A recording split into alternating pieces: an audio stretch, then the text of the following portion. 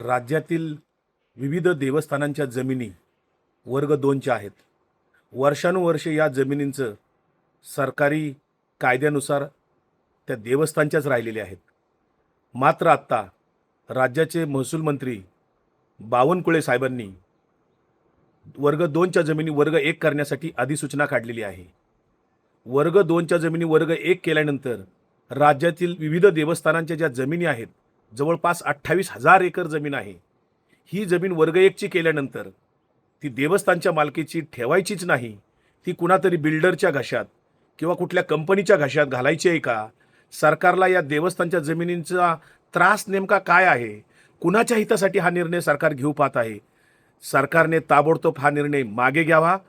खरं तर 2014 पर्यंत या राज्यामध्ये आणि या देशामध्ये देव, देश आणि धर्म सुरक्षित होता. कधीही कुठे अडचणी नव्हत्या. 2014 नंतर मात्र जसं तथाकथित हिंदुत्ववादी सरकार सत्तेवर आलं आणि देव, देश, धर्म अडचणीत आला.